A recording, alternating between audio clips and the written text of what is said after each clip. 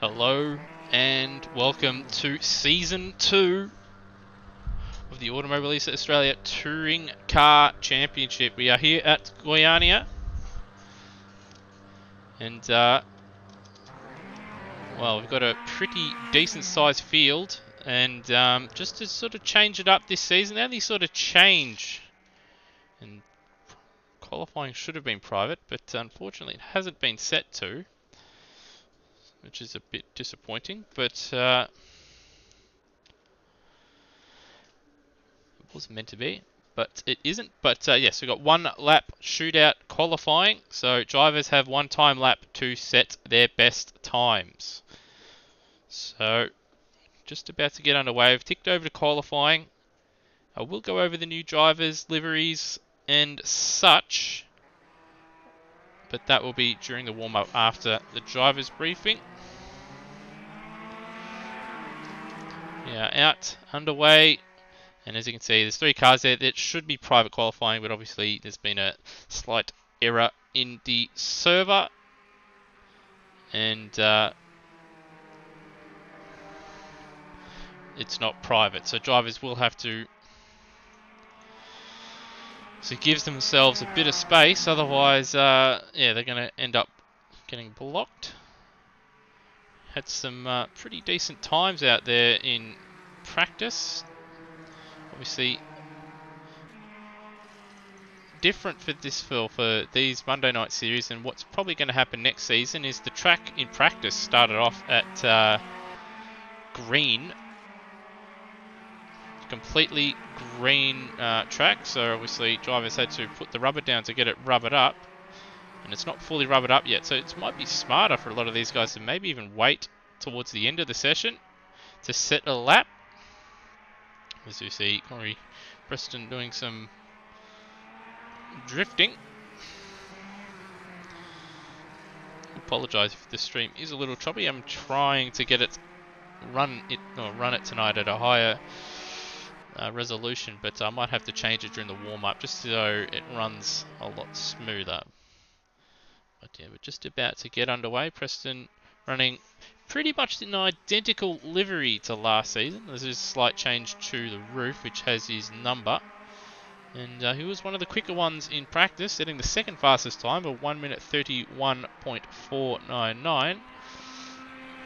And James A. Owen, a newcomer, the rookie, he set the fastest time of 31.1, but that was prior to him getting a little bit of weight. And Preston got a little bit of traffic in front of him, locked up a little bit into the fast turn 1. Hopefully the Toyota Candyman machine, so there's a River Whisper in front of him, gets out of his way, and he does. I'm hoping to avoid this. This is why it's meant to be private qualifying, but alas, we are here. So we'll see what is Preston's first sector like. 35.2. That's not too bad. It's a pretty solid start to his lap. Currently, Wayne Whitmore, 35.1 is the fastest on live races. Turmo, 35.3. And no, James A. Owen now, 34.8. Pretty quick. And Fernando Bruno, 35.6. So Preston's going to be the first one to approach this middle sector. What can he achieve? 108.9. Let's just wait for the live races to confirm. 33.7. So not too bad again. A solid lap so far.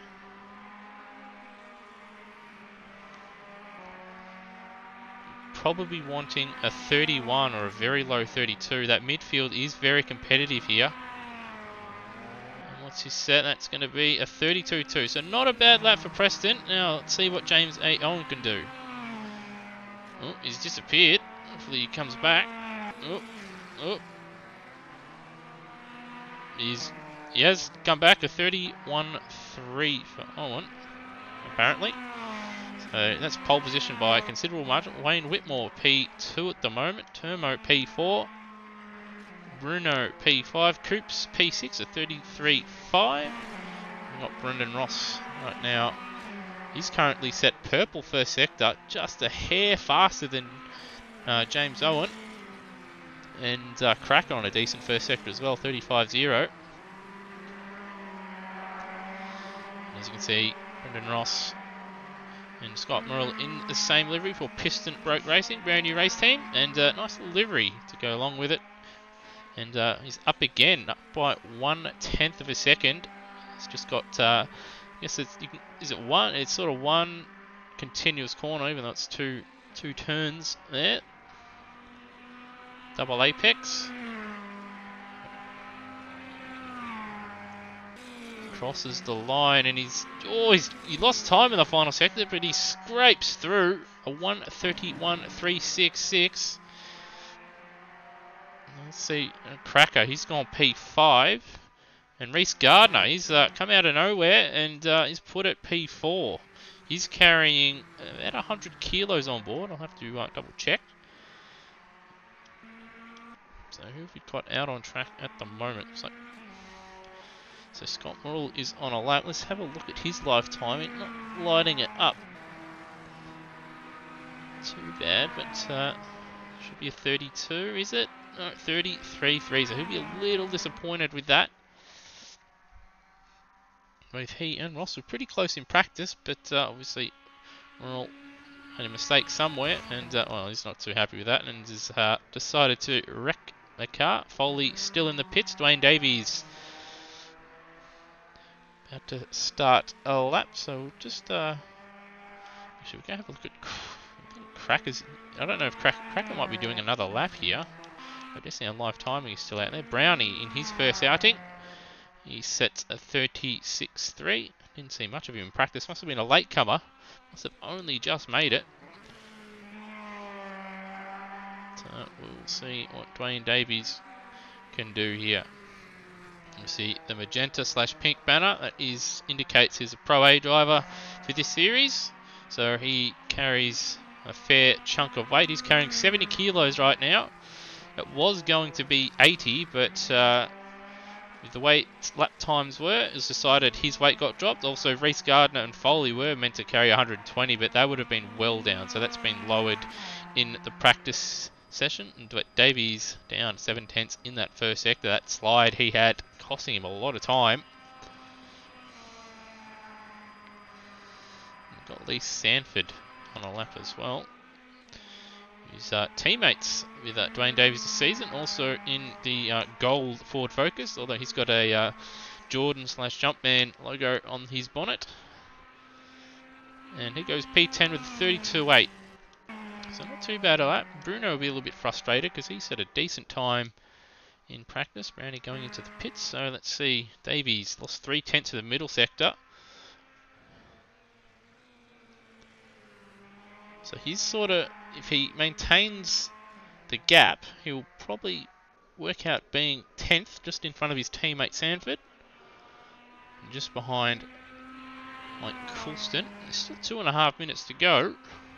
And there it is, P10. Dwayne Davies did lose another 0.2 of a second there. And looks like we've got Brenton Foley and Matt Williams out on track in the championship winning Farcanel racing cars. Obviously Foley's got a different banner. It's sprinkled in gold with obviously the number 1 for the champion for last season. So he'll be hoping to continue that form and bring home another championship. And Matt Williams, he was going to join me in the commentary box, but he was having too much fun. He was out there practicing during the week and has decided to race. Obviously there's a third livery there for him. But it was mainly he wanted to race at Cascavell, and that was going to be it for him. Obviously, they're getting a bit of TV time right now, so he'll be quite happy with that. I'm pretty sure that's why they both went out at the same time. So, just going to have a quick squeeze through live timing and see. Looks like Glenn Miles and Luke Joyner are on a lap. So, Luke Joyner's finished, so he didn't set a lap, so he must have got a track cut somewhere. And he hasn't set a lap, and Glenn Miles goes P18, 37.2 for FUR, or Ford Underperformance Racing, one of the longer team names you'll come across. So now I believe Hectic Hazard, Matt Williams, Brenton Foley are the only ones yet to set a lap time, and Joshua Anderson, my mistake as well. Josh Anderson coming out of the chicane in the middle part of the section of the track, and looks like he's going to approach the final 2 turns. That's where Matt Williams and Brenton Foley are. Matt Williams now in front of Brenton Foley. Looks like there's a bit of team play actually. Looks like El Chief, or Matt Williams / Scruff, giving his teammate a bit of a slipstream by the looks of it. Interesting if he stays there. He is. He's well, that's both their laps. They've gone for a bit of a drift, and they're both off. So both the fucking L cars out at the end. Foley's kept his foot in it, and he's going to try and complete a lap. So he doesn't start last, but not a good start to his championship defence. And whereas Matt Williams gone back to the pits, yes he has. So we'll have a look at Josh Anderson, a little blip there. We'll have a look at Foley's first sector, 2.1 down, so it could have been worse. So 2.1 seconds, if he was to maintain that, he'd be around where Coops is. But with his weight, I hazard a guess that he'll probably drop time. So his best bet is maybe, at best, just behind, well, his best bet's 15th, but that'll take a miraculous middle and final sector. So he'll probably pop out 15th in front of River. Yeah, probably pop out in front of River Whisper in 16th. 2.5 down. Oh, and he's locked up badly into the final turn there. And that would have cost him probably about a second and a half. So he might even drop below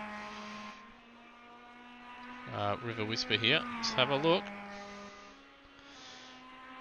16th.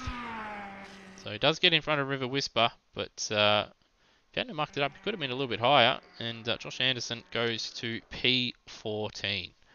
So I believe that is everybody done and dusted for qualifying. And, well, got a familiar name on pole position. It is Brendan Ross. So he's continuing his form from the Rookie Series, or the Rookie Cup, where he won the championship. But he has moved up to Pro B, so depending on how he goes, he'll find himself with some more weight. I believe he does have 20 kilograms on board. We'll go with that through. I'll try and get through that with everyone through the race at some point. But we'll just take a short break as I go and conduct the driver's briefing, and we shall be back.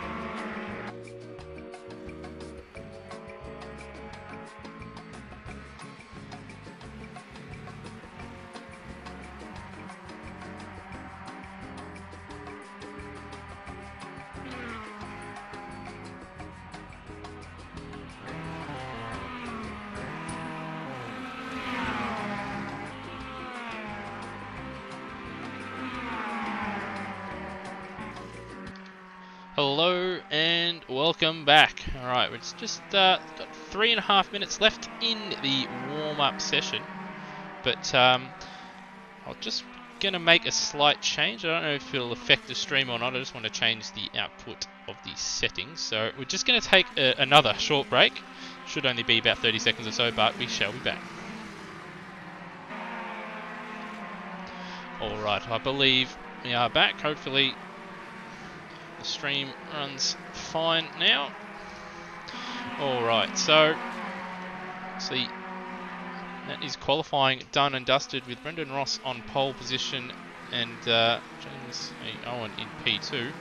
I'll just bring up the weight. Oh, I don't have the screen on me, but I do have the batch file which has all the driver weights for those wondering at home. So obviously those that do have weight will it starts from, obviously there's 3 drivers on 20 kilograms. That is Fernando Bruno, Brendan Ross and James A. Owen. And going by that qualifying performance there, they'll probably all end up, although Bruno did struggle a bit in that session. He must have made a mistake on his lap, but he does look pretty quick, so we'll see how it goes in the race. But they're all on 20 kilos, with Owen and Ross probably looking at another 10 or 20. We do have Luke Emerton, who isn't here. He's on 40. Scott Morrell also on 40. Got Corey Preston on 50 kilograms. Dwayne Davies and Jamie Snow, if he races, on 70 kilos. Brenton Foley on 85. Reece Gardner 100. And obviously Andy Simpson raced last season for one race. He's on 120, and I myself am on 120, but I obviously won't be racing. Yeah, so that is the weight situation. I just want to bring your attention. We'll come up and show you just the spotter's guide of, obviously, each of the cars. As you can see on your screen right there, the Toyotas, the reason why they are at the top, obviously, is because Farkenel Racing in a Toyota, and Brenton Foley won the championship. So that's why the Toyotas are represented first, and then all the other cars are represented in championship order to the, obviously, whoever the highest placed driver was. So the Toyotas with Roadhog and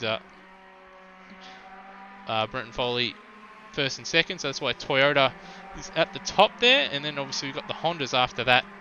And then Fords, Chevrolets, and then Renaults. But as you can see there's some nice liveries. Obviously some stock ones there. Bernie, a latecomer.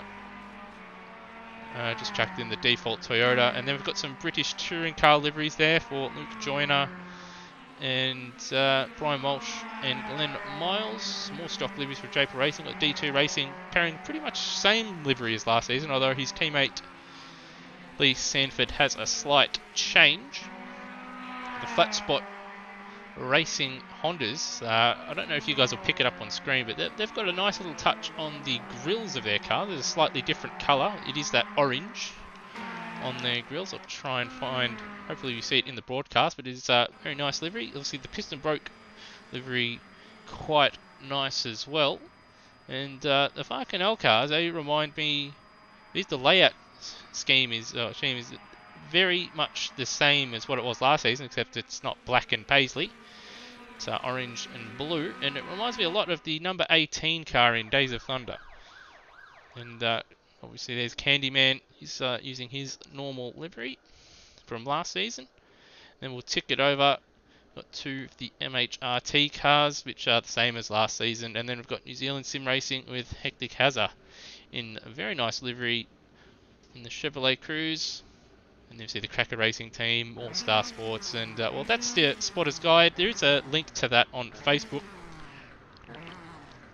for those that do want to download it. I will bring up the calendar at some point, but that will probably be after this race and during the warm-up, as we have ticked over to the race session and we're about to get underway.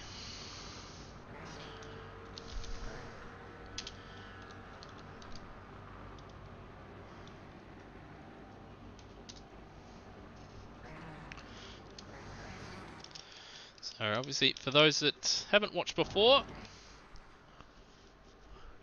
it is a formation rolling start where drivers are instructed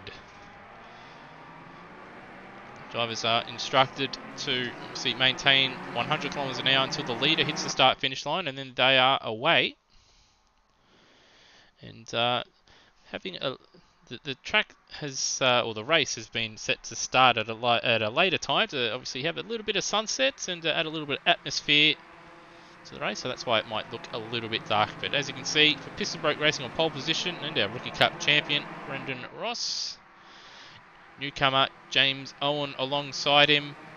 And the privateer, Cracker, or Baker, sorry, for Cracker Racing Team. Fantastic job, P3 for him. Good to see him back. Reese Gardner did a fantastic job with 100 kilos on board to put that P4. A fantastic effort in, again, that's a very nice livery on his Renault. And then we've got Wayne Whitmore doing a good job to get P5 in his touring car debut, I believe. And then we've got Cracker P6. Corey Preston doing a good job there in P7, although he could do a little bit better. So look for him in the race to move up. And Turmo did another. He's pretty handy in these things. P8. I think he's another one that probably could do a little bit better as well. Mike Coulston has missed the start, or has elected to start from the back. As is Dwayne Davies starting from the back as well. So he's and a Far Canal car. So they're starting from the back. That's going to put them a long way back. It's a good 35 seconds in the first sector. So that's a bit of a wait for them. Lee Sanford. Oh, sorry. There's Dwayne Davies starting from the pit lane. Then Lee Sanford, P11. And then Bruno, he'll be disappointed in his qualifying efforts because he does have pace in that car. He starts P12.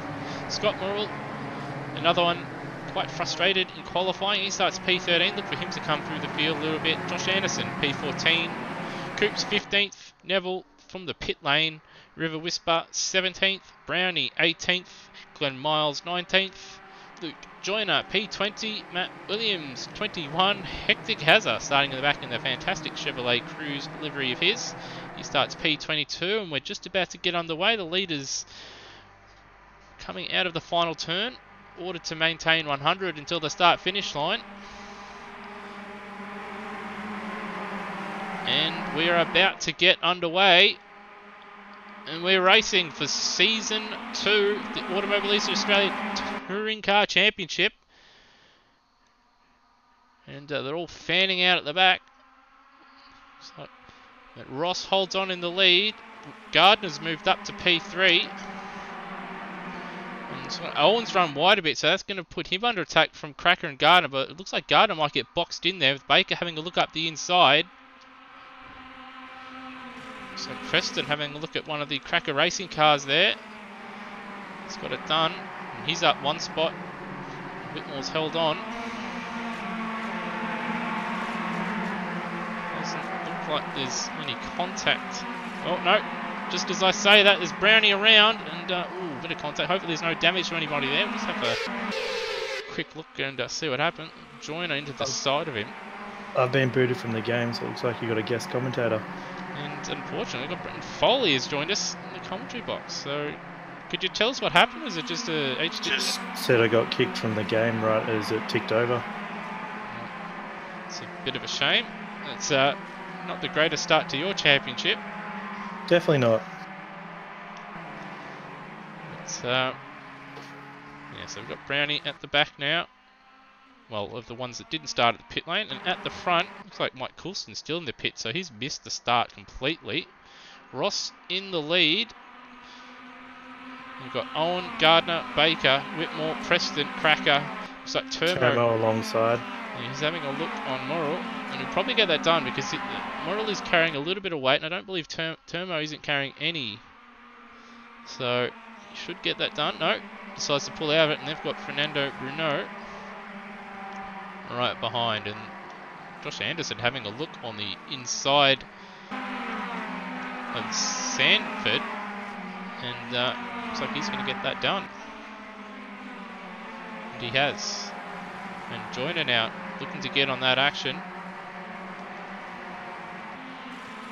And Matt Williams up 7 spots from the start, up to 14th. Obviously a couple runners starting from the pits, and unfortunately yourself, Foley, out of the race. Yeah, they started from the pits because I think they were trying to send a message or something, and it just wouldn't let them get onto the grid either. So it's been playing up. It's a bit weird. It's a bit of a shame. They are both pretty quick. And I do reckon, well, especially Dwayne will definitely catch the field quickly. Yeah, so at the front, Ross and Owen are sort of put a little bit of time on Gardner. And Baker's having a look at Gardner at the moment, and Preston's all over the back of Whitmore. And Bruno having a look on the inside of the final turn of Turbo, and he gets the job done.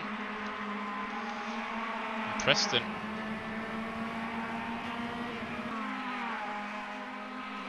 and Baker, he's got the run out of the final turn. He's going to get past Gardner here. He will have the straight line speed.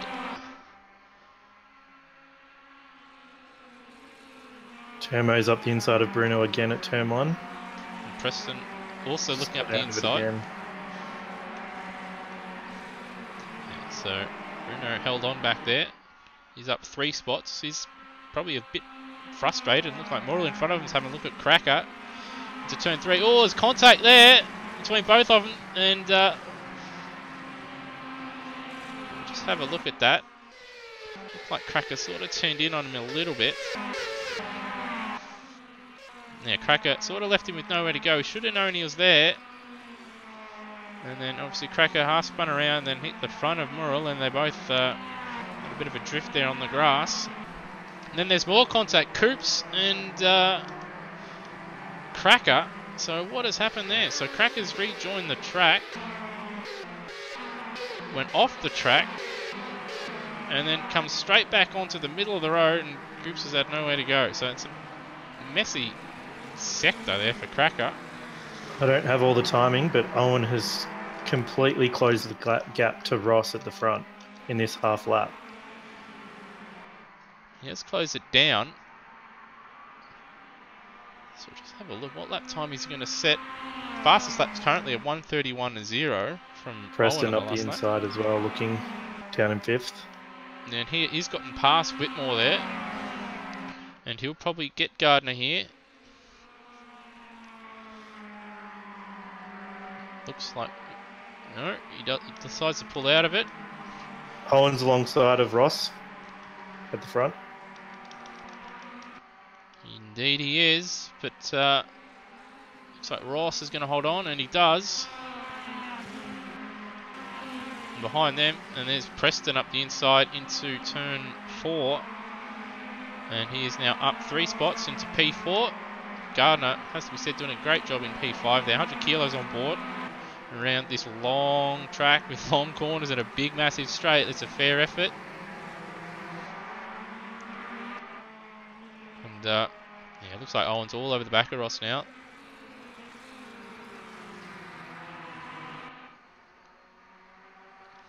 So just stick with this for a moment. So there's the first 2. There's the second group of 3, and then there's another group of 3. Matt Williams now, he's up to 10th, so he's doing a fantastic job. And it looks like Morrill has put a pass on Hectic Hazard and got himself back up to 12th. Yeah. Matt Williams was definitely more confident in the car being a race car rather than a qualifying car. Well, he doesn't like the one-shot qualifying format. He never has. He says he didn't like it in karting. As Preston up the inside of Baker, it looks like he'll get that done. And Gardner having a look as well. Baker, sorry, runs wide, gives Gardner a chance, but Gardner's not going to have that top speed to really take advantage of that. And behind them, Bruno and Whitmore, they've closed right up to this group. There's a couple of them with Whitmore and Bruno lock up. The lock up pretty bad there for Bruno. That's allowed Whitmore through, and now Turmo's right with him, so that group has closed right up. But they've got a good 5-second gap to the cars in front now. So Preston, 4.5 behind Owen, and 5 behind Ross. That said, he's got 7 3/4 minutes plus an extra lap to catch up though.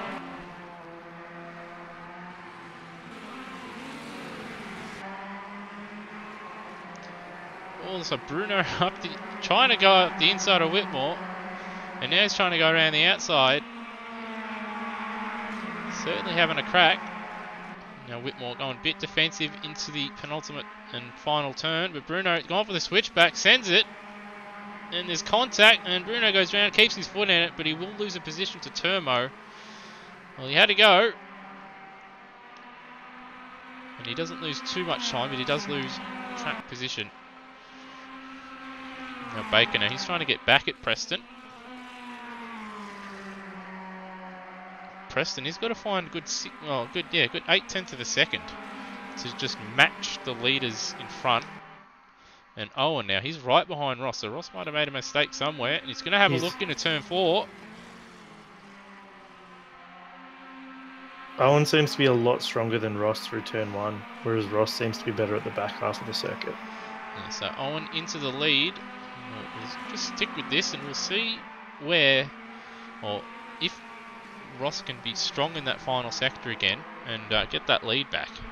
But there's certainly not much between them. There's only really, on that lap, there was less than half a tenth between them, so there's not too much there between them.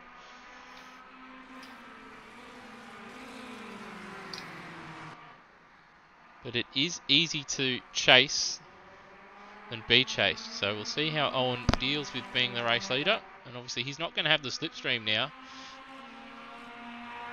So Ross may stick with him.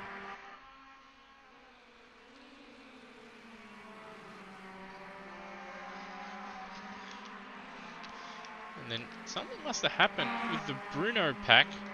Because Bruno, Whitmore and Turmo, they've all dropped back. They're good 3 seconds behind Gardner. And they were a lap ago. They were right with them. So let's try and find something on the replay.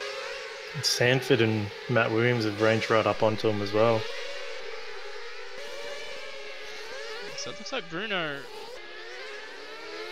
so we've seen something there. It looks like Turmo... so Whitmore ran wide at turn 1, half lost, well he did lose it, half lost it. Turmo had to, well he made contact and had to slow down, and then Bruno just goes, thank you very much, I'll take that. And Bruno takes those positions, he's up 6 spots to P6 now. He's done a good job so far. Hectic Hazard just went up the inside of Joyner at turn 1 and he completely slid it all the way through the corner. Managed to hold on though, but lost 2 spots. Let's have a look at that. He's locked up the inside front. And then Joyner's gone off, and you'll be thanking his lucky stars it's a front wheel drive, because Scott Miles made another mistake and run wide, gone down to 14th. I only just got the end of it. Let's just have a look, see if we can pick something up. He was in front of Hector Cazzo. Yeah, he's locked up into, I think that's turn 7 or 8 there, the left-hander, and off he goes.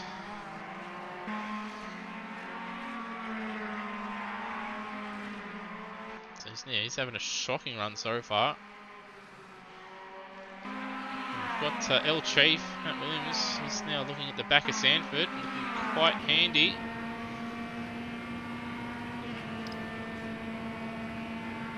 Having a look, looks like Turmo's having a look at Whitmore in front.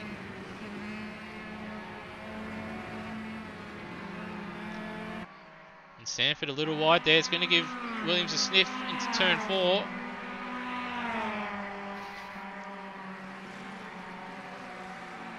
He's going to go for it, and it's just enough room there. It looks like Williams is going to take that position, so a nice move there. And he's up another spot, 12 spots, but Sanford's not giving that position up. Williams gives him space, but Sanford not close enough, but he's going to try it under braking. And once again, Williams holds strong, and now he's chasing after Turmo, who's battling hard to try and get past Whitmore. So in the last 2 laps, he's had a look up the inside at turn 1. He just doesn't seem confident enough to keep it there. It is a difficult passing zone. It's such a fast corner that you have to be right behind someone to make it stick. If you're coming from a fair distance back, you're going to end off in the grass. So you've got to be 100% sure, because if you go off there, you're going to lose a good 5 seconds at least.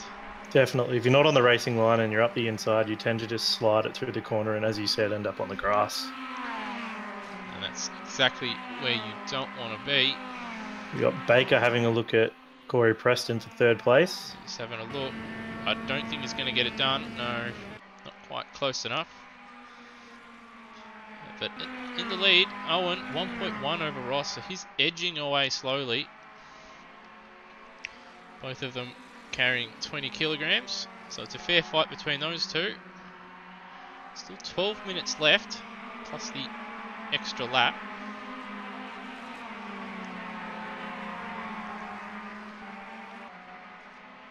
And then Baker, it's all over the back of Preston. Roles have completely switched earlier on the race. It was Preston all over the back of Baker, and it looks like maybe Preston's worked his tyres a bit harder. And Baker, as we know, is the consistency nice and smooth, and he's coming straight back at Preston.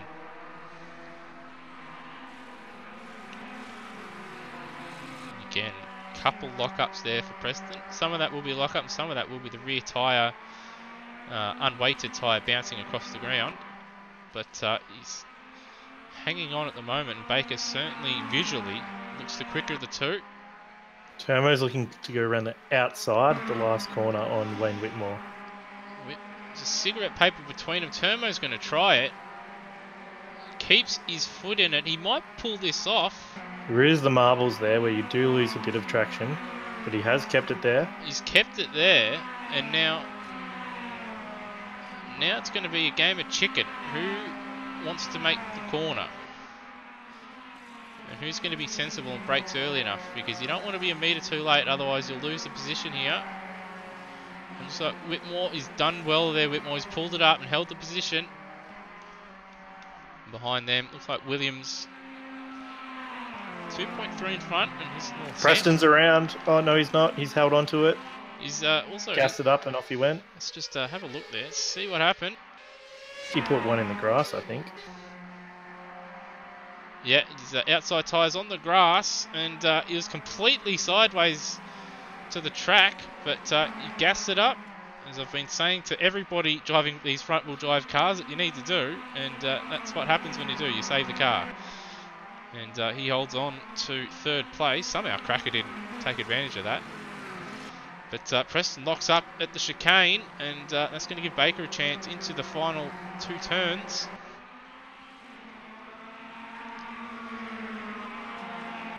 He's alongside, so he's going to have to. He's going the turbo route here, is he?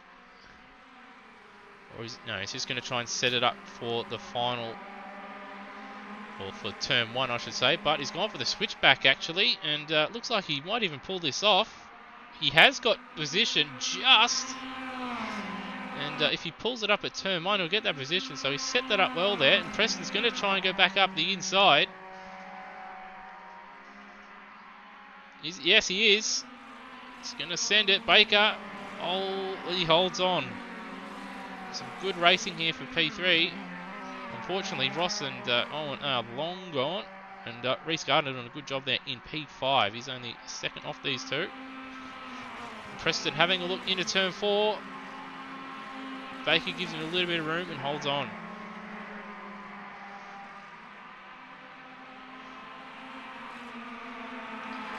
Behind them, Turmo still all over the back of Whitmore, and Bruno's dropped off the back of Turmo, and looks like Matt Williams is closing in on him. Then again, Turmo was in front of those. He was in front of. I think he was, yeah. Yeah, so he's made a mistake somewhere, and he's dropped behind Whitmore and Turmo.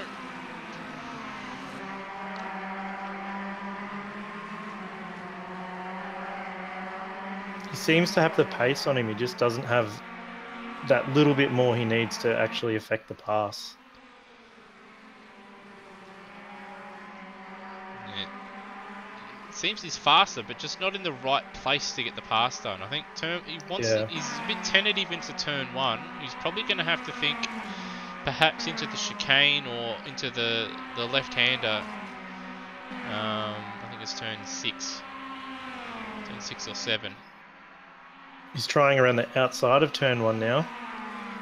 Not quite. He's come out of it a little bit. I think it was more Whitmore's sort of going defensive, and obviously Turmo just holding his line there. And behind them, Bruno sideways, and that's going to give Williams a chance. Williams going to be up the inside here.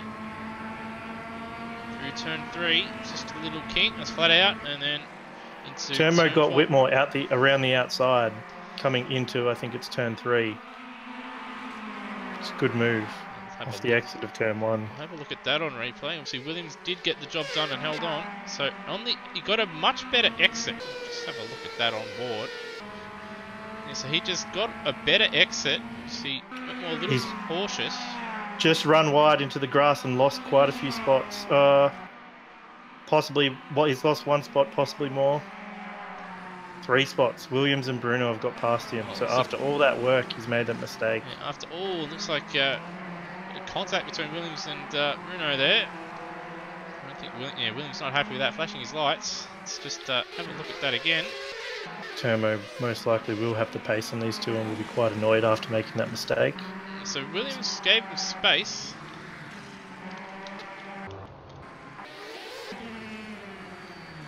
Gave him space, but Bruno still locked up massively and running to the side of him. So I can see why Williams is a bit annoyed, and he's flashed his lights again. Drivers were we got Preston up the inside of Gardner at turn 1. Yeah, so Gardner's got past. Baker must have made a mistake, and Gardner's now trying to get past Preston. So just have a look at Gardner's in front of both of them. So something has happened. Looks like it's happened at the chicane. So I've had Preston have a go up the inside of Baker. He's locked up. Baker's, I don't know if he made contact. There was contact, and Baker lost out. Gardner took Baker, and then something must have happened. Yeah, Preston must have got a bad run somewhere, and there you go. Gardner having a look up the inside. If he holds it there, he'll have the inside to the chicane. And Whitmore closed right up on these guys now. Gardner, he's got the position. And Preston, he might lose out a couple spots here. Baker ran the outside. He's just got to hold on to it now. So Gardner, fantastic job, up to P3. Preston now down to P5, and Whitmore right there with them, behind them. So it looks like Bruno has let Matt Williams past. And behind them there's Turmo as Bruno locks up. That's going to give position to Turmo, and Sanford not too far away either. Baker's looking to make a move on Gardner at turn 1. He's up the inside. And will he back out of it? No, he doesn't. Gardner's going to try and hold on around the outside. Keeps his foot in it. Preston's trying to follow him through. This is some great racing here. And Preston now, he's going to go up the inside and he'll take Gardner. They're going to go 3 wide, are they? Gardner now, he's going to have to hold on around the outside, otherwise... And he's done a good job there, Gardner. He tried to be aggressive and get the pass done, but he also had to be wary of Preston behind, and he's done a good job to hold on to P4 there. This battle has brought Whitmore back to these guys as well. And behind there, Matt Williams has got Turmo right behind him as well.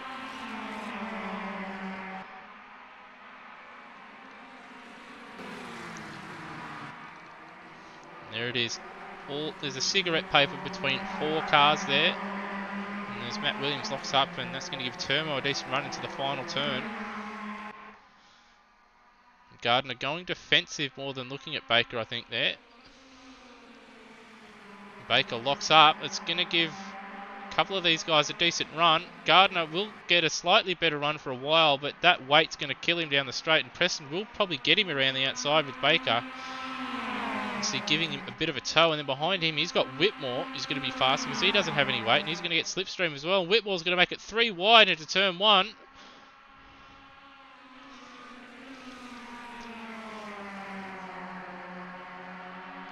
So side by side, 4th through 6th, and Gardner now, he's down to 6th place, and Preston looks like he's going to move up to P3, and he does. Now Whitmore having a look up the inside of Baker, and he's got it done. So these guys battling brought Whitmore into it. Now Whitmore has made the most of it, and he's up to 4th place. Now Baker going defensive, and Gardner trying to get P5 back. And behind them, Turmo has got in front of Matt Williams, and Bruno right behind him.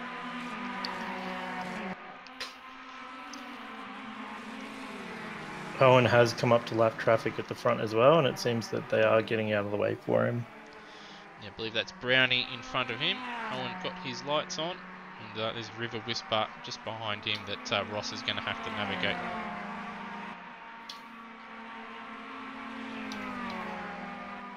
Yes, it looks like Brownie lifting out of the throttle there. Good to see. 32.1, so it looks like James tyres aren't doing too badly at the moment. He's got a 3.7 second lead over Ross, and Ross has got 13.9 over Preston, but Preston's got Whitmore right behind him. And Whitmore probably going defensive there into turn one. He's got Baker right behind him. And behind that, we've got, looks like Bruno having a look at El Chief. El Chief holds on for now. He's run wide, and that's going to gift him. That's going to give Bruno P8, and possibly might even lose out to a Hectic Hazard in the New Zealand Sim Racing Chevrolet Focus, or Chevrolet, I should say, Cruise. Cracker looking at the inside of Sanford. Very close Not between those quite. two. Yeah, not quite close enough. And Murrell's moved up one spot somewhere, so he's up to 13th now, but it's had a very frustrating run. Battle for third, still extremely close. Yeah, it looks like Whitmore at the moment. Looks like he's got just a little bit over Preston at the moment. And Preston's run wide. It's going to give Whitmore a decent run. You can hold it around the outside there, and Whitmore... Very hard to get the power down when you run over those curbs too much as well. Yeah, it certainly kills the momentum. Ooh, a little bit of a panels touching there. Whitmore trying to go around the outside, and he's going to lose out. He's probably going to lose 2 spots there. There's Gardner right there, and there's Baker right there as well. He will not get the drive that he wants after running that wide. But he should get the run. Actually, he will stay in front of Gardner, I think. Gardner not wanting to give it up despite the obviously lack of top speed due to that extra weight. Baker having a little look on Preston, but he's not quite close enough. So it's a game of hot potato really for P3. I'm trying to think. I don't think Owen crossed the line with 0 seconds remaining, so I think this is the second last lap, and when he crosses the line, it will be the last lap. I didn't see it. I don't have the timing, so I'll take your word for it. I think we've got Brownie off in the background there, and obviously Owen's got a bit of lap traffic to deal with. It's Glenn Miles. Glenn Miles back going off the road there. Hectic Hazard has gotten past Matt Williams. I didn't quite see where, but they are battling now for that position. Although Matt's just run wide. And it looks like Gardner's had an off. He's down to 8th, and he's got Bruno trying to pass him. So just have a look and see. No, he's just outbroke himself into a hairpin, and now Bruno has got in front of him. And Owen about to begin. Yes, this will be the final lap. Lap 18 and the final lap. He's got a 4.3 second lead over Ross. And Preston, he's got Baker 6 tenths behind him. So they've strung out a little bit now. But Turmo, with those guys battling, has closed in.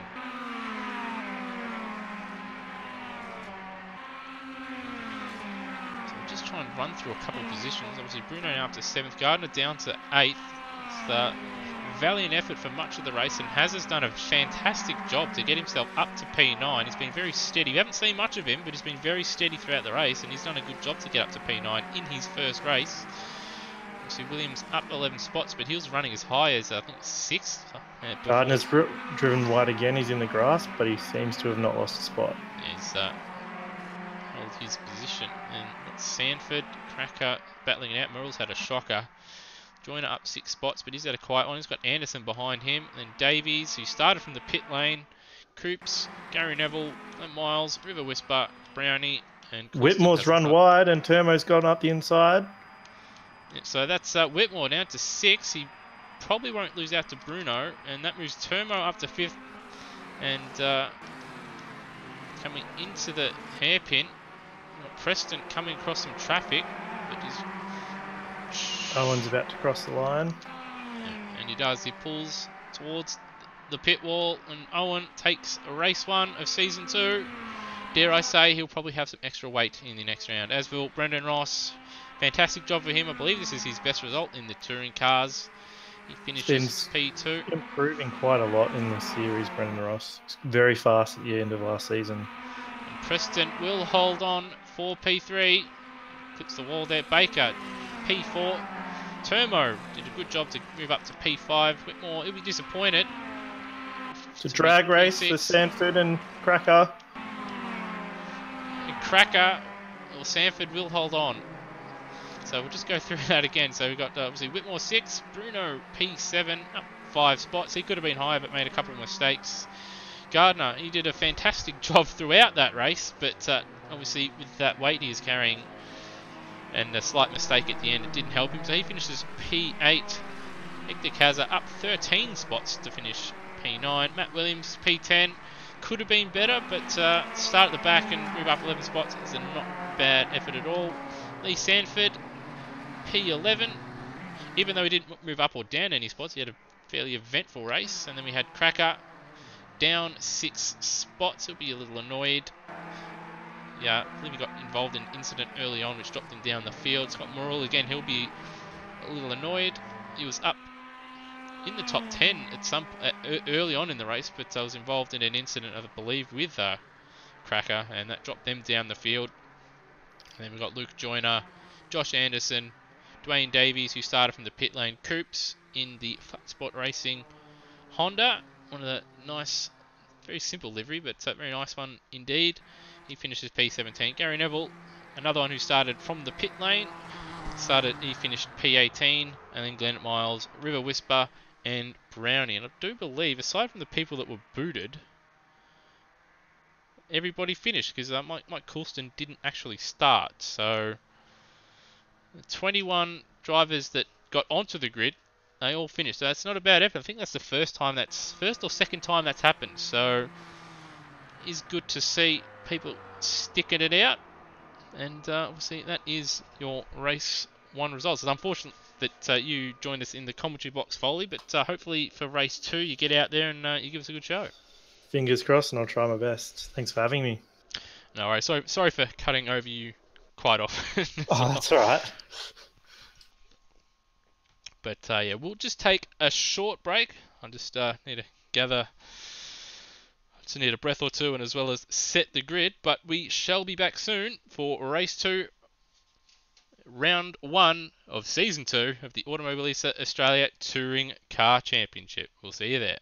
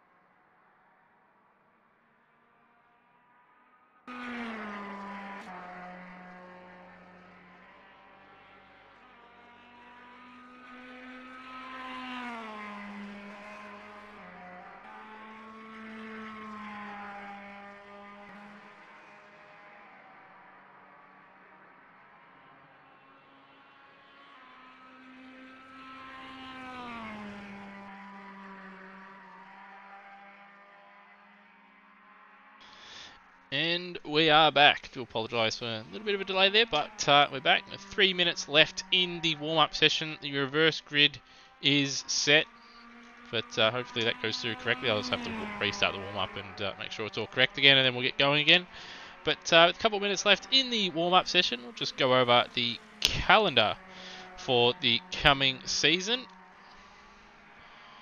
If OBS wants to work. And it appears it doesn't. Do apologise, but yeah, obviously we had a test round just a couple weeks ago.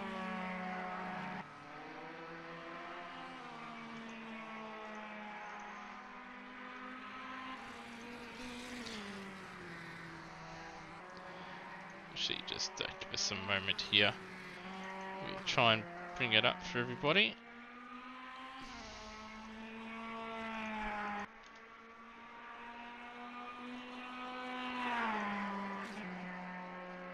Yeah, so it's just I'll just pause the stream for a second and I'll fix it. So just apologies for some technical OBS issues. All right, and we're back. So sorry about that. Just some minor issue there. So there it is on your screen. That is the calendar. Obviously, we've had the pre-season test where we tested a couple things. Obviously, one of the things is here, which is the qualifying format, which is the 1 lap hot lap, and I think that should be an interesting feature. Obviously, you should see some slightly mixed up grids, which you already sort of did with a couple of the runners being out of position and having to battle their way through the field. Obviously, here we are, round 1, Goiania, and Velo Park in 2 weeks' time, December 3. Obviously, these two were the first 2 rounds last season. Goiania put on a good show last season, as did Velo Park, and that's why we've decided to go back there again. And round 3, going back to Salvador. I believe that was raced last season. And that is the street track with a couple of the chicanes. And then Adelaide. So that is our first non-South American circuit. It was voted by a lot of the drivers and fans alike. There was a vote put in for which Australian circuit you would drivers or people would want to see in the calendar for the coming season, and that is what won out. I believe Bathurst was second, but I probably would have vetoed that because 2 minutes 30 in these things, and that track in particular probably wouldn't have brought about good racing, but I think Adelaide will be an absolute cracker. And then of course Cascavel, which is a favourite amongst quite a few of the drivers, and then Guapore, which is a similar sort of circuit to Taruma, but the version we're running doesn't have the chicane. It's very fast and very flowy. And then Kararu is similar to, I believe that's how, well, it's terribly pronounced, but it is similar to Campo Grande, except on the back straight just before the big braking zone, there's a bit of a trick chicane for people to navigate. And then Curvelo, Circuito dos Cristais A, that is a very long lap. It'll be about 2 minutes long. It's very tight and technical. And then Interlagos Cafe Chicane, which obviously it was the finale for the Rookie Cup in seasons 1 and 2, as well as the Touring Car Championship just about a month or so ago. So we've just ticked over to the grid for race 2. I believe the grid does look accurate on my screen. Doesn't look like anybody's dropped out, thankfully. And I've also been joined by a couple guys that missed the first race. So they've got 25 cars, so an absolutely massive field for the second race here. And as you can see, Lee Sanford right there in the middle in P11. So we'll just jump up to the front. And Brownie will be the one leading us away in number 28 Toyota Corolla, running stock livery. And Rookie, obviously the first race being his first race here at Automobilista Australia. Very late sign up, but good to see. River Whisper had a bit of a shocker in that race, but he's not a slouch. So it'll be interesting to see how he goes. He starts P2 for Candyman Racing. And they've got Miles for Ford Underperformance Racing in P3.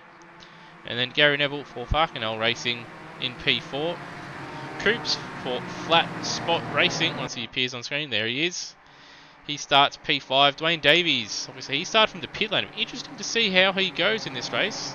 Obviously we do know he's pretty quick in these cars, but he's carrying a fair amount of weight. So if he can get into the lead early, he probably is one of the favourites for this race. And we've got Joshua Anand for Cosmo Saiki Japan. Luke Joyner in P8. Scott Murrell will be looking to rectify his shocking first race to move up and get a decent position here in race 2. He starts P9. Got Cracker in P10. Both those guys obviously made contact the first race. They'll be hoping to avoid contact this time and both have a decent finish. Cracker P10. Lee Sanford at D2 Racing P11. And looks like someone might have gone off there. Yes, we do have a car around. And a bit of dust going about, so hopefully that clears itself. We've got Matt Williams P12. Hector Kaza P13. Reese Gardner for Fusion Sim Racing P14. Fernando Bruno Poira P15. Wayne Whitmore 16. So got a couple cars out of position as you can see. Termo P17. Baker P18. Corey Preston P19. Brendan Ross P20. And race winner from race 1 James A. Owen starting P21. And then we've got a couple we've got Mike Coulston back there. Looks like he's having some internet issues. He did not start. Bretton Foley again, he got booted out at the start when it ticked over. Jaden Draper and Glenn Miles has dropped back there for some reason. The race is underway. Brownie leads us away.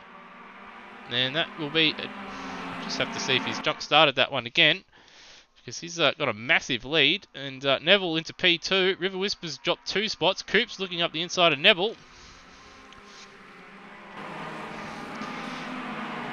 So it looks like River Whisper holding on around the outside. So he'll hold P3 for now. And Dwayne Davies looking very racy there. Oh, a bit of contact between Coops and River Whisper. River Whisper wide. We saw this last year. And hopefully he doesn't emerge in front of everybody as River Whisper. He's going to have to be patient. And yeah, he's going to drop right to the back. So we'll have to have a look at that. Just see how it's all playing out. So River Whisper all the way to the back. Coulston's just looks like he's exited the pits or is lagging or something there. So we'll just have a look and see. So Coulston, a bit weird there. So what happened here? So a bit of contact between Coops and River Whisper. Whisper onto the grass, lost control. And yeah, a bit could have been a bit cleaner. But there's a Brownie off in the lead. And cuts the chicane, so he's got a bit of a lead. Got Reese Gardner up a few spots there. Luke Joyner up 5. Neville having a look on the inside of Brownie. Brownie holds his turn, but still turns in anyway and bumps, and they're both off the road. But Neville should retain the lead. Brownie will drop down to P2, and Joyner will probably look to get a run on Neville and have a look on the inside of turn 1. Behind them we've got Coops and Davies. Murrell having a look at Davies. But and as Coops in front moves to the middle of the track, it's going to give Murrell a bit of slipstream. Behind Murrell, he's got El Chief. Matt Williams has had a fantastic start, and he's up 5 spots there. 3 wide into turn 1. El Chief goes for it. Oh, it looks like Brownie's around. He might have had a helping hand there. Just have a quick look at that on replay. No, he just lost it. No, he did get contact, so he was a bit slow, and unfortunately, the flat spot racing car there had nowhere to go. And this guy Hazard's dropped down, so they were going 3 wide into turn 1, and oh, he's got a little bit of a nudge behind, and sent him around, unfortunately. So he's down to 24th. River Whisper now down to 25. We've got a car off there. I don't know who it is. Just try and find out who it is. It's like it's Gary Neville. So what's happened to Gary Neville? Oh, he's got a massive serve there from Luke Joyner. So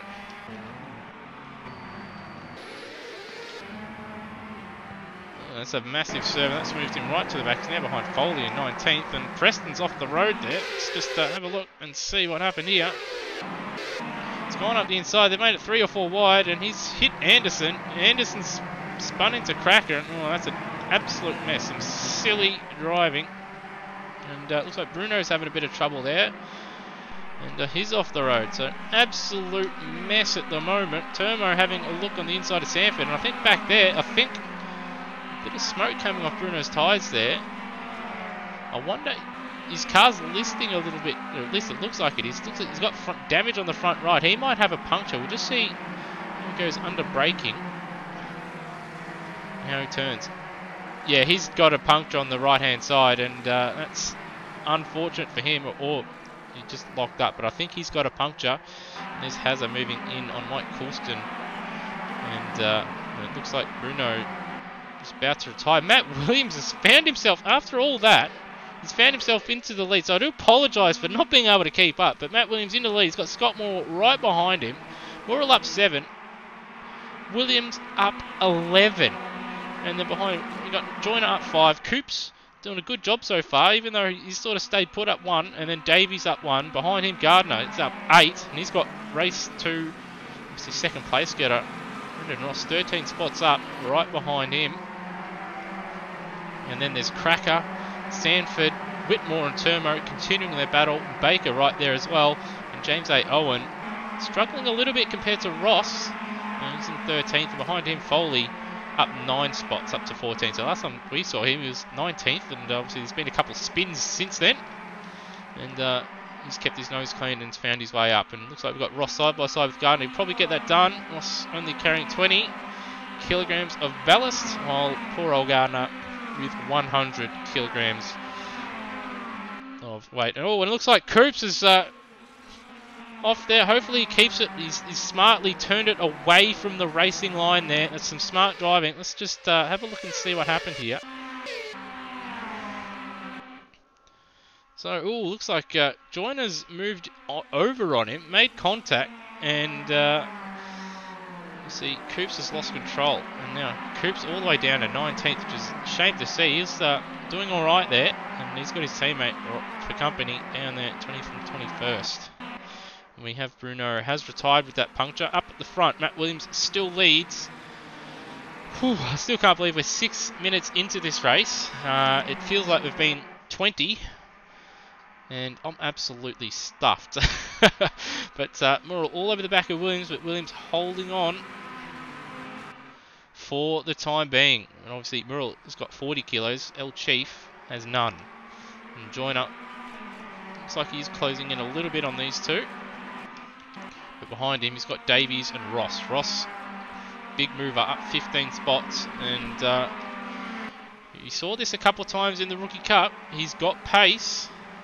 And he's come through the field. He did come through the field a couple of times in the Rookie Cup, and now he's doing it in, well, the bigger leagues. Not the big leagues, but the bigger leagues. But I guess in terms of Monday night racing, it is the big leagues.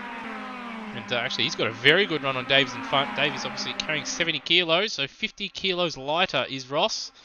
He's having a look, and I think Ross is going to get that done. He is. Davies pulls out of it. Joyner a bit sideways. And does like a bit of contact, Joyner, so Ross is going to have to be wary. Up at the front, Ross still leads. Or Williams still leads, I should say. Ross having a look on the inside of turn 4. And there it is. There is the position. And he's probably the favourite for the race at the moment is Brendan Ross. See, it's still so long to go. 17 and 3/4 minutes. And the gap in front is looks like Murrell and Williams side by side. And Murrell will have the inside line to the chicane. The ideal line. Is Williams gets it all crossed up, and he's going to... Oh, I thought he was going to end up into the boonies, but he's held on very well there. It looks like back there, it looks like Foley, I think. Side by side with Preston. Preston up 1 spot, Foley down to 14th. And Owen having a look on the inside of Sanford. Sanford looks like he's got a little bit of damage front right of that car, and he's trying to get the old switchback on Owen. Can't quite get it done though. So Owen takes P11. Well, he's second place getter. He's a couple seconds in front of Ross, and Ross at the moment is good 6 seconds in front of Owen at the moment, and quite a lot of cars between them. So Ross had a fantastic run so far. We can move up. Whitmore and we've got Turmo, Cracker, Gardner, and Joyner's made a mistake. So Joyner has dropped a couple of spots. We'll have a look. So it seemed like he dropped a couple of spots anyway. So no, just having a look. Couldn't quite get it done. Turmo a bit twitchy there. And we go back live, and Gardner and Joyner side by side once again. And Cracker looking like he wants a bit of that action. And Joyner very, very defensive, and he's rear-ended. He's rear-ended. He moved very late there and gave Cracker no chance to recover. So we'll just right on board nose cam here. Yeah, so he gave really Cracker no chance, and then obviously once contact was made, and there's a couple of the Cracker cars involved. So that's Cracker and Baker involved in that stoush. It's allowed James A. Owen up 8 spots. Or not 8 spots, up to 8th. And looks like Baker's got a bit of front right damage there, which is a bit of a shame. Cracker looks okay damage-wise. Doesn't look like his car's too badly damaged. It looks like Cracker is about to, unfortunately, retire. Baker, sorry. So that's Baker had a good run in the first race, but yeah, that damage, which is no fault of his own, is going to put him possibly out of the race. He might DNF that one. Hopefully he doesn't. Hopefully his car isn't too badly damaged, or he can get it repaired, and he can get some valuable points for the championship, hopefully. And at the front, Morrill leads, and Williams hasn't given up. So we've got Piston Broke Racing 1 and 3 at the moment, with El Chief doing a fantastic job for Far Canal Racing. See Foley down in 13th, but carrying a bit of weight, and Gary Neville was up there, but he's now down in 15th after being involved in another incident with Luke Joyner, who's racked up quite a few incidents in this one. So now there's 3. Morrill, Williams and Ross at the front. Then behind him, Davies is holding on to Gardner. Gardner a good 7/10 of a second faster than Davies on that last time around. And on that last lap, it looks like Ross picked up a track cut. So you won't want to recruit 4 of them. You get 4 of them, you get a drive through. So that's something to look out for. James Owen down in 8th. He set the fastest middle sector, or has set the fastest middle sector. Looks like Ross got a decent run.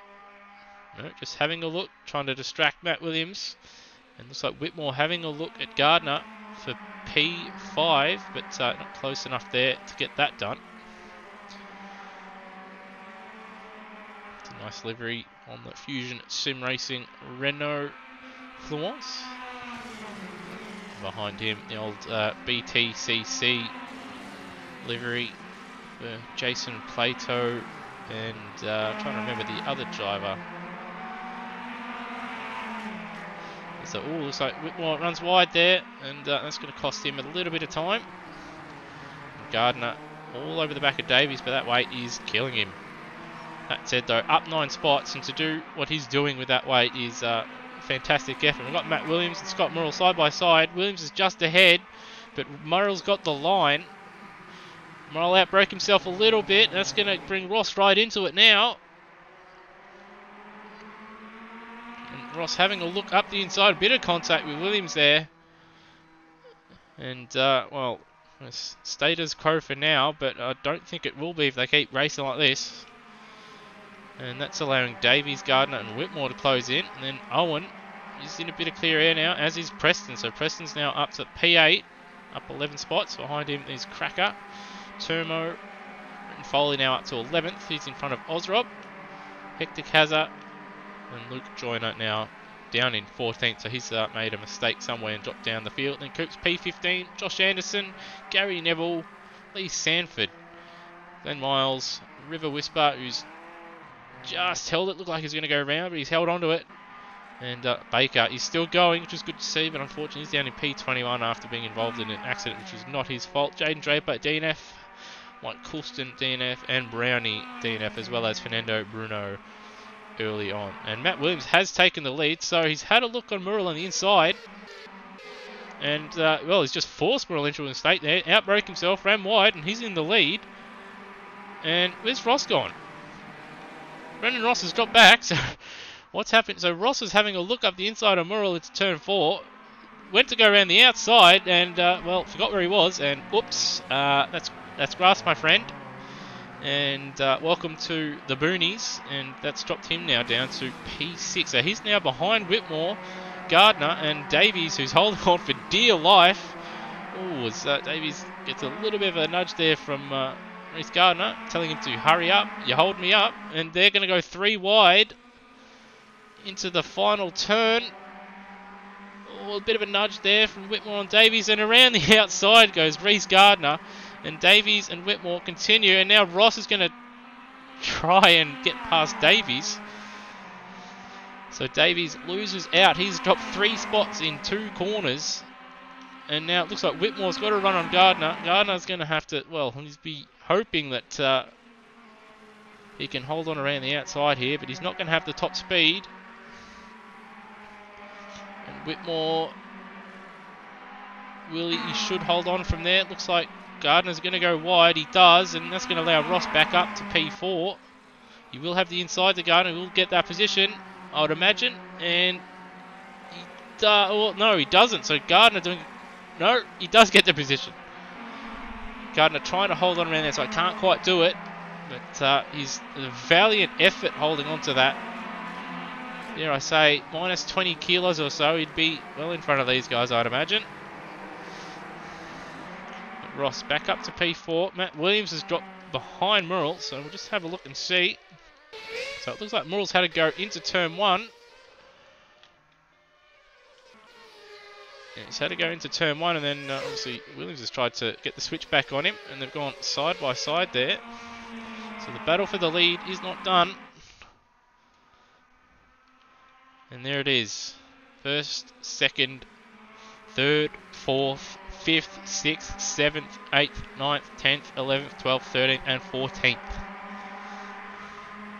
Well, there's 14th right there, but so Murrell moving to the middle of the road to try and obviously break the toe a little bit. Not a good lap there from Matt Williams, 34.1. It's a 33.4 for Murrell, so not a great lap for him either. Whitmore behind him, 32.7, and fastest lap for James Owen, 31.8. So obviously his tyres are quite good right now. It's just under 9 minutes remaining. Williams got a decent run out of turn 2. He's sending it in turn 4, and they're going to go side by side once again, and he's got it. So Matt Williams back into the lead. These guys have traded positions for the lead multiple times now. So great battle between these two, and they've not dinged the panel, or at least significantly anyway, which is fantastic to see. Which is something, well, a couple other drivers could learn from at Automobilista Australia. And then behind them, Ross up into P3, but he's got Whitmore right behind him. He wants P3 back. Whitmore's had a very solid start to his Automobilista Australia career.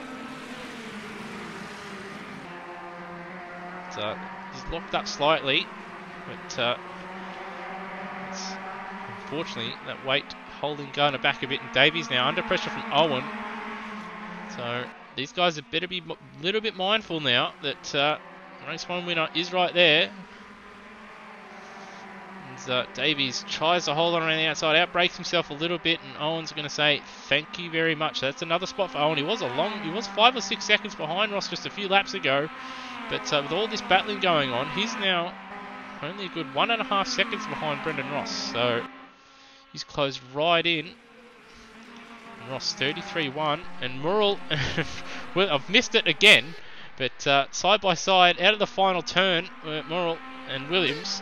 And they've maintained that all the way down the straight. And Matt Williams has held on around the outside. They're both braking very, very late. Both racing hard. And then looking at the replay, they've Murrell has got back into the lead. So these guys just battling hard throughout this race for the lead. There's just under 7 minutes remaining. And Williams up the inside again. You can hold on around the outside around here. And Murrell does it. And behind them, looks like Whitmore having a look at Ross again. Murrell a bit shallower into the chicane. Should give El Chief a good run into the final turn. And he's got it. He's looking for the inside now for the penultimate turn. And looks like Owen having a little sneaky look at Gardner. So El Chief doesn't get it done. A little bit of a lock-up. And a bit of a lock-up for Ross there. That's going to give Whitmore a very good chance down the back straight here. Right on bumper cam. Now, Ross goes defensive early. He's just holding on. Perhaps Whitmore's running a little bit more wind because he should have had a better exit. And obviously Ross running 20 kilos, so Whitmore has none. But Whitmore now having a look at the inside, but not quite close enough. And Ross holds on for now, but Ross hasn't had a good exit. And just in front there, you can see Murrell and Williams side by side once again. El Chief sends it again, turn 4. We've seen this one a couple times now. And once again, Matt Williams into the lead. The battle for the lead continues, but the battle for the lead is going to get significantly larger because behind them Ross is closing in, as is Whitmore, and Gardner having a look on the inside of Owen, and he gets that position back because I believe Owen did jump in front of him for a second there. So it looks like Owen is going to get that position back into the chicane, I'd imagine here. And let's see. Oh, and Gardner's wide. That's going to allow Davies through, so he's going to drop behind both of them. Now Davies right behind Owen, and Preston now is joining this battle pack. So it is forming nicely for a grandstand finish. Ross made a mistake somewhere, but at the chicane he ran wide, and he's run wide again there. And Whitmore, they're going to go side by side once again. El Chief goes straight to the pit wall. He's trying to break the toe. And he goes straight back to the middle of the road and probably go to the outside just before the turn. So there it is. That is what you're looking at. Front two battling away, as is everyone behind them, but they're all closing in. So Matt Williams has got 4 minutes plus an additional lap to hold on. Murrell has got he's got that time to get back that lead position. And now Whitmore Ross side by side. It looks like Whitmore backed out of it there, nice and early. And James Owen has held on. And Dwayne Davies down to P6, Preston P7. That mistake from Gardner has cost him. He's down a couple spots from where he was. And now Turmo, P9. Hector Kaza battling away with Cracker and Turmo. I do apologise for those guys in the midfield that do watch this back. See, the battle for the lead is quite crazy. And we've had another lead change. So every time I go away from it, there's a lead change. So I do apologise for obviously missing all the overtaking. And then obviously you guys in the midfield that do watch it back. I do apologise for not picking up your races at the moment. But it looks like El Chief has got a decent run coming out of the chicane. So he'll bide his time until turn 1, and probably he'll probably set it up again unless he's got a very good slipstream into turn 1. He'll probably want to set it up for once again turn 4. Obviously we've seen him go up the inside of Murrell a couple times there now, and he'll probably do so once again. So a 33.3 for Williams, and behind him a 32.7 for Ross. So that's 0.6 of a second. It is going to be mighty tight if Williams and Murrell keep squirreling, and Murrell runs wide, and that gives Matt Williams the lead once again. But Murrell might have a look up the inside into turn 4. It is close. He looks like he's going for it, or perhaps Williams outbroke himself. Couldn't really see from that camera angle. Williams trying to hold on around the outside. He's going to have to line for the inside for the next 2 corners. They're going to go side by side once again. This is costing him more time. But Williams holds on around the outside and then up the inside. And then behind them, we've got Ross, Whitmore, and Owen. Nuts to butt. It is extremely tight. And it's getting tighter and tighter as El Chief runs wide. Murrell's going to get a good run now through the double right-hander and into the final corner. And it looks like Whitmore taking an alternate line on the exit of the chicane. I don't know if it looks like he's going defensive more than trying to attack the car in front there. And El Chief, a good run through the final 2 turns there. So he's done a good job. But obviously Murrell is going to have to slipstream down this long main straight. And then if Murrell gets that long turn 1 and 2 right, he'll be in prime position into turn 4 to get the job done and obviously reverse what Matt Williams has done to him a couple times. But the gap now from 2nd to 3rd, 9/10 of a second, so 1.4 seconds in that one lap, or pretty much just that one sector where both Murrell and Matt Williams were battling it out. Matt Williams goes defensive now. There's less than a minute remaining. It's now come to the point where they are battling for sheep stations. Murrell tries to go around the outside, but that's just gifted Matt Williams a couple car links now. And now Murrell's going to come under attack from Ross as Murrell locks up, and Ross has got Whitmore right behind him and right behind Whitmore. So Owen, I think Owen might have a look into the chicane here. Looks like he's got a decent run. Whitmore locks up, looks up the inside. Oh, he gives Ross a bit of a tap, and that checks up Owen. And Whitmore wide, and that's going to gift Owen the position. It should gift him Owen the position into that final turn. It looks like they're rubbing panels there, but no, Whitmore's got the drive somehow. I suppose he does have a little bit less weight, but it shouldn't give him that much speed in that short amount of time. So, obviously, that wider line got the better drive, and now he's looking up the inside of Ross, who goes defensive. Matt Williams, this will be the 17th and final lap. So Matt Williams, he's got less than a lap to hold on and take victory here. He's put on a fantastic show, as has Scott Murrell. Both of them deserving winners. So Murrell's going to have to obviously be very tidy. His best chance, because unless Matt Williams makes a mistake, his best chance now, he's probably too far back. He'll probably be at the final turn. That said though, Williams a little bit slower than Murrell. The long turn 4 there. Now Murrell probably has a chance into the hairpin and into the chicane. So he's going to have to go defensive. And he does. He moves late. Murrell's sending it. Bit of contact. Murrell runs wide. And he's off the road. So unfortunately, that's ended that. Williams will hold on. And that's going to move Murrell down to P5. So a bit of a shame. It had to end that way. They'd probably both deserve to be co-winners in the end. And Owen has passed Ross and gives Ross a bit of a nudge. Ross does well to check it up and hold on to P2 for now. But Owen's got the cross on Ross. Oh, Ross moves very late there. Very late.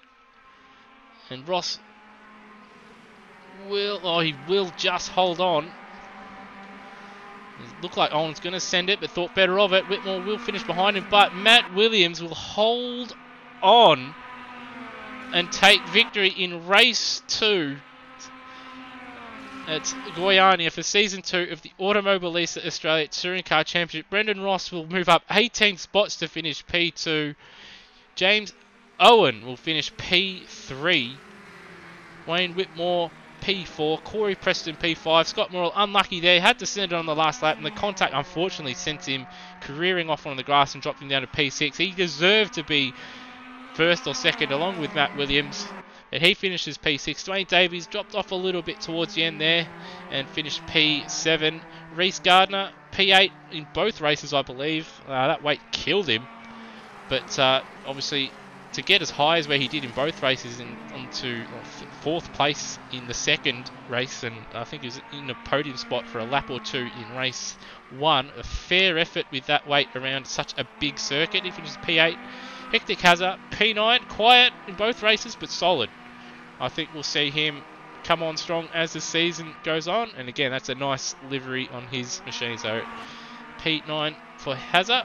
Turmo, P10. Obviously, race 2 not quite as well as, or didn't go quite as well for him as race 1, but still, solid effort from him. P10. Cracker was doing well, but got caught up in a couple incidents again. Although this time I don't think it was so much his fault. He finishes P11. Brenton Foley P12. So good to see him back out there. And for once, it's not him doing the winning for fucking hell. It's Matt Williams. And then Osrob P13. I think we saw him once on the broadcast. I do apologise for obviously these guys back here.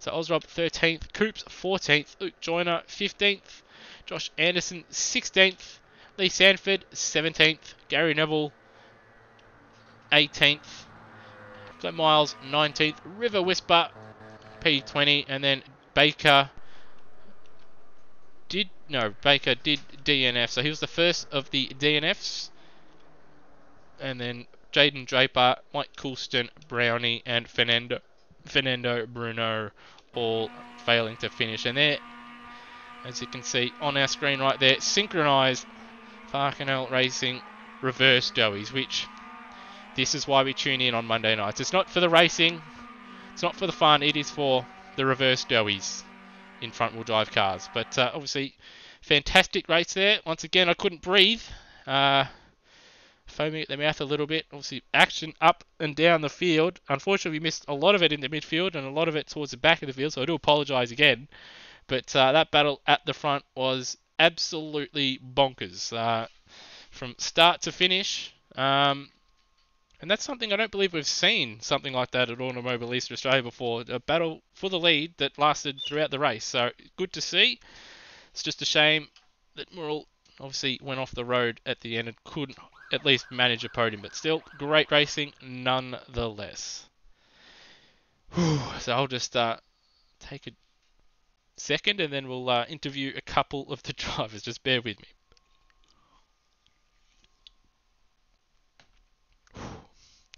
Alright, so we have been joined, I will cross to our race 1 winner first, obviously James Owen, obviously your first event here, and obviously a win in race 1 and then a fantastic effort to get your way through the field in the second race. Obviously in that first one there, you were behind Rossi for a while, but after a while you did obviously found a bit of pace and then managed to get in front of him and then eased away there. Yeah, I felt like I had the pace the whole way. I was just waiting for an opportune time to clean racing. It was nice we gave each other room. Fair enough. And then obviously in that second race, obviously you didn't quite get the positions as quickly as obviously Brendan Ross in that second race there, but obviously the race sort of comes to you towards the end as everyone in front of you battled, and then you ended up getting a solid result there in the second race as well.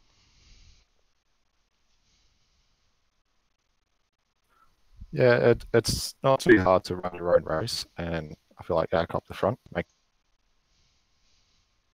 So, points of the game, championship, I didn't think I could fight for the win. So, Well, there you go. I think for next time you'll probably find yourself a little bit heavier, but once again, a win in your first start, and then again, I think managed a decent result. I think third or fourth place in that second race as well. So well done on your first round here at Automobilista Australia. thank you. Whew. All right, and well, I'll just who have we got here? So I'll go over to Brendan Ross. Obviously, first race there, he got pole position and then throughout the first half of that first race, you're holding on well, but you just didn't quite have the long run pace to hold on to James in the end. Yeah, so very surprised to get pole and very, very small margin, but yeah, it felt like that first half of the race I was holding him out all right, hoping he was using his tyres, which I think he might have been. But yeah, I made a mistake in the turn 1, which sort of allowed him to go through, and just thought I'd stay with him, but he must have been able to keep his tyres alive through the first half of that, through the second half of the race, so he done well to pull away. Yeah, that's it. And then obviously that second race there, he made up a lot of positions early, but you got onto the back of obviously the Dwayne Davies and Wayne Whitmore battle, and you weren't able to you weren't able to sort of break from that battle for P3, and you couldn't quite close down at least until the very end. Obviously, Scott and Scruff in front of you in that second race. Yeah, so that was probably one of the best races I've run. I felt like I made pretty clean passes. I don't think I made any contact right up until the end. I did get close to Scotty and Scruff midway through the race, but then I made that mistake into turn 4, which got me back behind Dwayne and Whitmore, and that really cost me there. But yeah, they were hard to get past.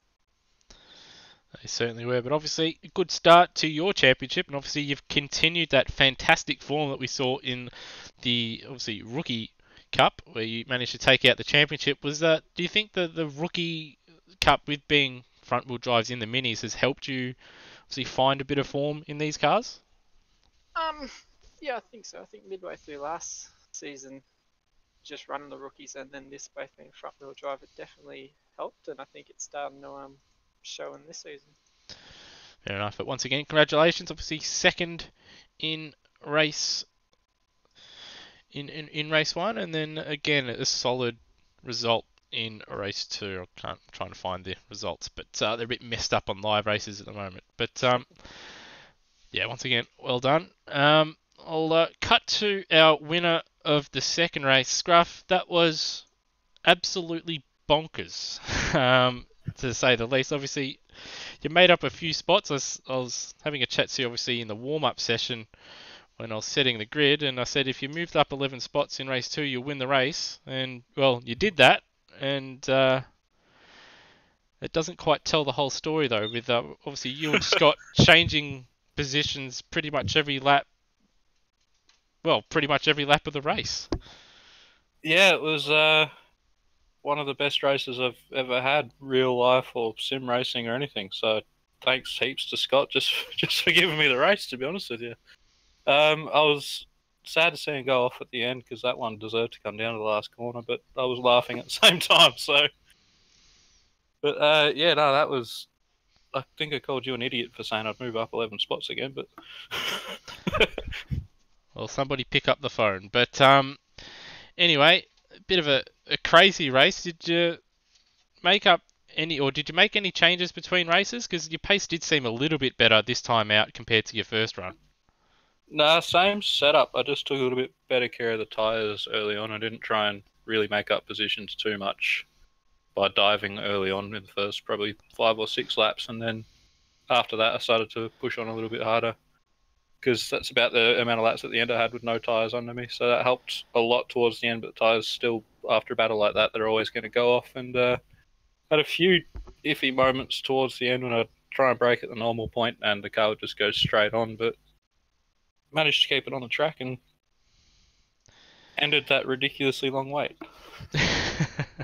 Well, once again, congratulations. And I think after, obviously, making 17 overtakes on Scott into turn 4 there, it has often been joked about that Farcanel has their own corner. But I think after that one can probably be named after at least yourself, because you made it your own tonight, especially in race 2.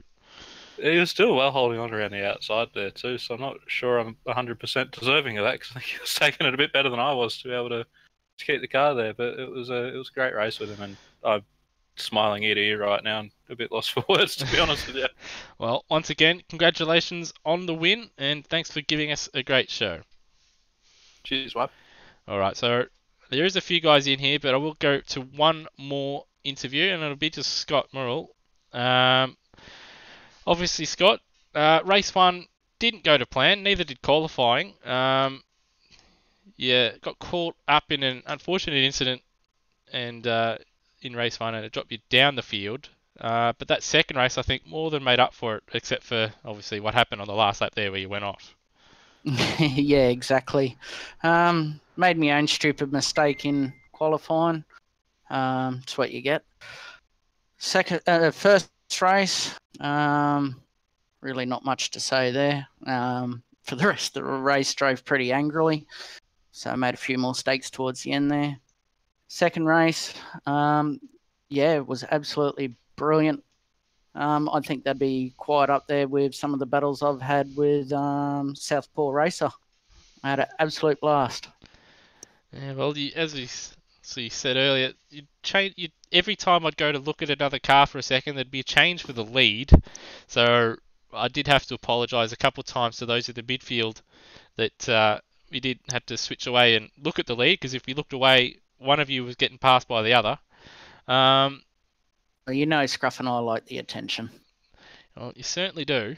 Obviously, you did have that crack on the final lap there. What quite happened where you went off the road there? Was there just a little bit of contact and it unsettled the car, or did you just lose it a little bit under braking?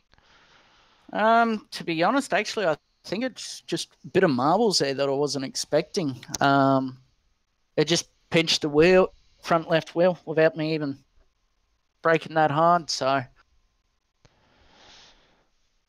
fair enough. But obviously, once again, thanks for giving us a fantastic show. I did say during the broadcast that it was pretty unlucky that you did finish off the podium, because either you or Scruff did deserve that race win in race 2. At least... The race was more than enough fun to not get a podium on that one. I enjoyed it.